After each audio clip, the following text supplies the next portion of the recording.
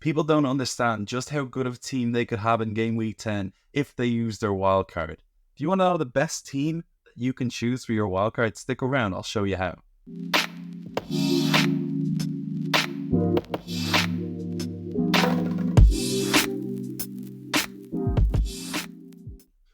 One of the most important things to choose when picking a wildcard is fixtures. I'm going to reaffirm this every single time I talk about it. Fixtures, fixtures, fixtures when you're picking a team on a wildcard. Looking at this, you wouldn't want players like from Brentford, Man City, Luton, well, maybe one from Man City, but you want to be picking players from the top end of this little bar.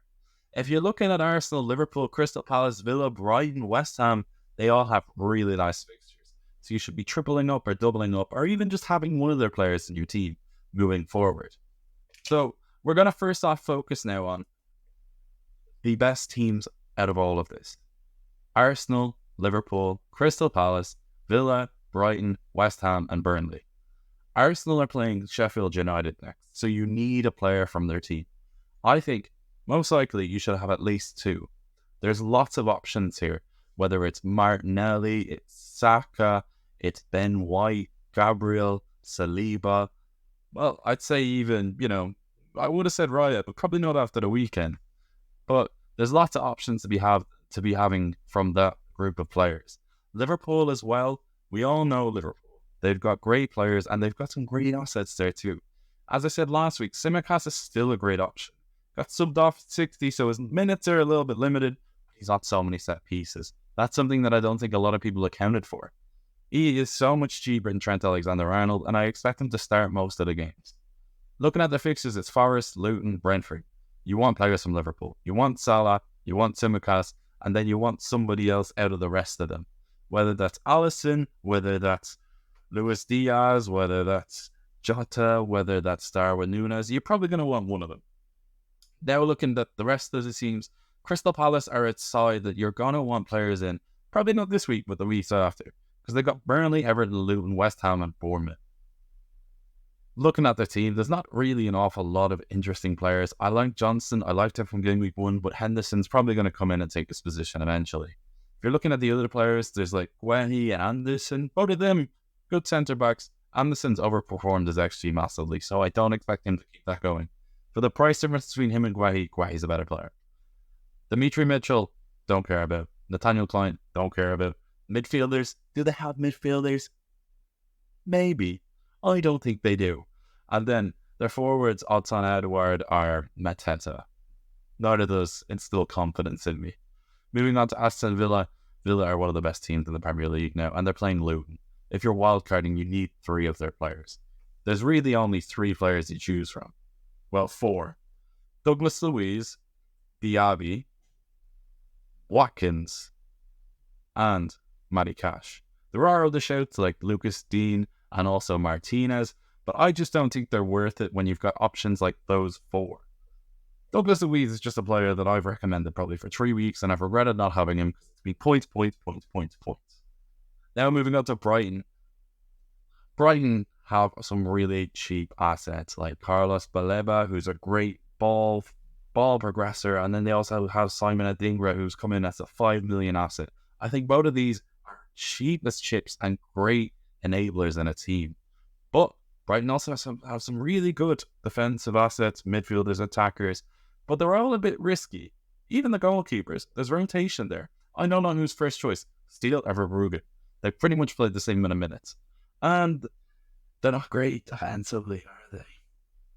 I think if you're looking at a defender from them, the only one really who's nailed on is Dunk.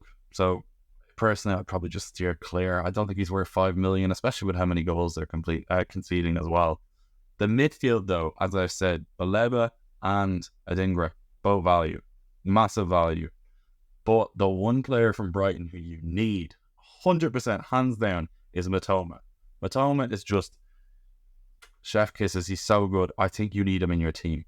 That's just without questioning it. And then up at front, Evan Ferguson, he's probably going to get more minutes, but he has been a bit iffy lately, I'm not going to lie.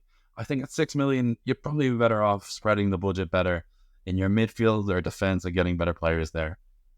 Then looking at West Ham, West Ham have a few interesting players. Mikel Antonio was the player 2 years ago that everybody owned because he was streaky and he started well. He could get this form again, but I'm not going to risk it because I don't think he's good enough. There's a player who they have is 4.3 million, Mubama.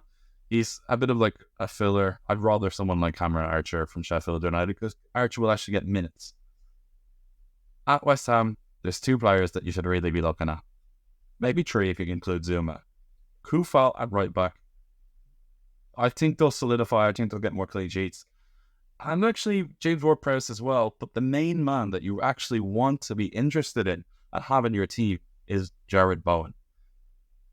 The man's elite. He's so good. He's just such a quality player. And to be honest, you just can't not have him in your team.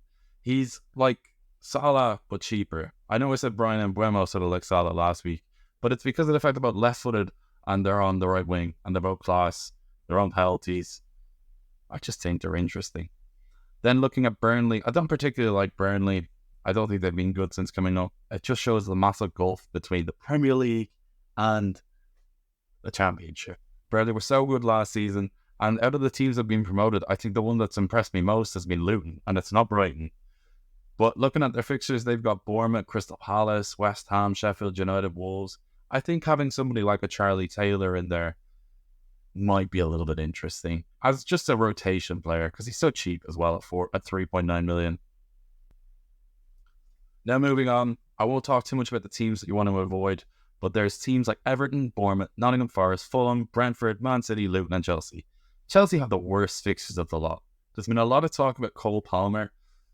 I think he's a rotation risk. I'm looking at the fixtures: Spurs, City, Newcastle, Man United in the next 6, Brighton as well, Brentford. Not easy games. I can't imagine they keep a lot of clean sheets or get a lot of points there. Man City as well, their fixtures are really bad. Out of the next 6 games, they've got one easy one. Well, I guess Chelsea and United could be considered easy, but I wouldn't want to defend there from them. And then in midfield, there's better options elsewhere. With Haaland, it's Haaland. He scores goals. His ownership's too high. I think fair play if you're going against them, but it's worked out all right so far. But I just think Haaland's always going to be a captaincy option. And seeing how bad Man United are. Brentford as well. I think if you have somebody like Brandon Mbeumo and you're not playing a wildcard, keep him for Chelsea and keep him for West Ham, then consider getting rid of him. But then Fulham as well, Forest, these are just teams that you don't want players from. Not only are they weak teams, but they're playing bad teams as well. So now moving on to a wildcard, we're just going to show you these are all the players that you need in a wildcard. As you can see, nobody's picked just yet, but you do need 15 players, believe it or not. In goal, it's going to be Areola and Turner. Very boring. Very, very boring. Very, very cheap. I'm okay with it. Areola has a better fixture than Turner this week. He's playing against Everton. In defence, Matty Cash, Saliba, Tsimikas, Taylor, Guehi. As I said, their fixtures are all good, and Guehi's fixture next week is good. Taylor as well, he's got good fixtures, but Tsimikas at 4.5 million now, worth the money. Saliba, I think he's a better pick out of the defenders they have. I think he's more nailed on than Gabriel. But if you want to spread your money a little bit better, you could sell Saliba for Gabriel. I think both of them are pretty much nailed on now, but I just know who the favourite is out of them. Matty Cash as well, he's worth so much money, so it might be difficult to bring him in. But I just think, if you want to get Cash and you can't afford him, sell Saliba, bring in Gabriel. I think Cash is better than Luca Dean, because Luca Dean is at a rotation risk soon for Alex Moreno. Then moving on to the midfield. Oh wait, I'm asking you to subscribe to the video. How tricky of me. Yeah, so if you're enjoying the videos, make sure to subscribe. I still haven't bought a camera, so... Well, not a camera, a microphone, because my mic's still broken, but yeah, that will happen. Moving on to the midfield now, then it's Saka, Salah, Matoma, Diaby, and Bowen. That's an unreal midfield. 5 of those players are just class. Like, look at that. Saka, Salah, Matoma, Diaby, Bowen. Diaby hasn't been performing so greatly lately, but playing against Luton at home. So, Diaby and Bowen, 2 of the best players in the league this season. Matoma, he's got a great run of fixtures, so he'll be back up in that speaking, sort of.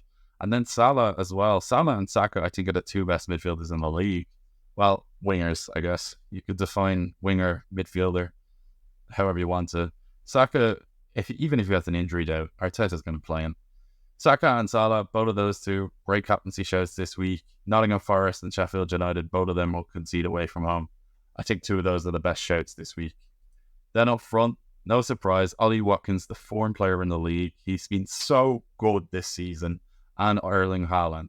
Cameron Archer there as well, 4.5 million. He's going to be the player who sits either second or third on the bench alongside Taylor. These are just players who just are there to create budget for the rest of the team. Now moving on to what I would actually start for this game week, it won't be too surprising. As you can see, Cash, Saliba, Tsimikas, Saka, Salah, Mitoma, Diaby, Bowen, Watkins and Haaland. Archer, Wehi and Taylor all go to the bench alongside Turner. The first choice for this week would have been Burnley's, believe it or not, Burnley's Taylor as first choice sub, then Guehi, then Archer. Then obviously you don't really get to choose a goalkeeper. But yeah, anyway, that's the team. Tell me what you think. If you've liked the video, leave a like, leave a comment. Ask me for your advice for this game week and I'll help you. So anyway, I've been Paddy. If you enjoyed the video, subscribe and I'll chat to you next time.